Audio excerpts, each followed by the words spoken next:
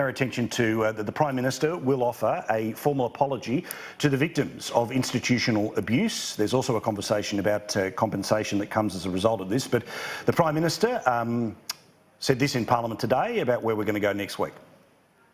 My government will appoint a survivor-focused reference group to facilitate the delivery of a national apology to survivors of institutional child sexual abuse and to advise us on its form and content. And on behalf of the nation, I'll deliver that apology before the end of the year. Senator Leyonhjelm, do we need it in the same way that there was the sorry to the stolen generation, when ultimately it's the government that will be putting together the compensation scheme, even though it wasn't necessarily the government responsible for the abuse?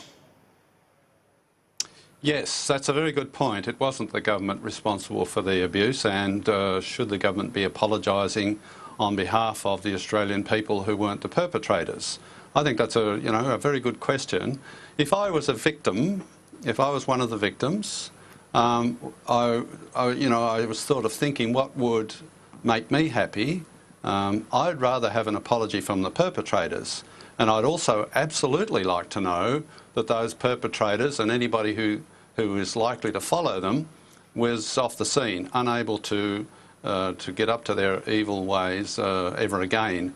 I mean, what we need really is, we can't undo the illness that was done. Will an apology make people feel better? Well, I don't know. I'd like to ask them to find that out.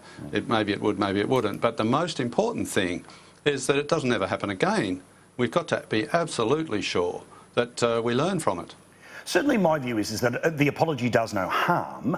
Certainly the form of words can be healing. There will be plenty of people in the public galleries who will take something from that moment. But the rubber doesn't hit the road with the sorry. It's about what follows up with national redress. About also, as Senator Leyonhjelm's just said, Senator Hume, that you've got to have the organisations not just punch out a statement saying we are hereby sorry, but using the loudest pulpits that they have, metaphorical or literal, to be able to turn around and say, wrong was done in our name, we apologise for that wrong, we have purged the people responsible and the systems that say, oh, I didn't know I was supposed to call when a student got abused.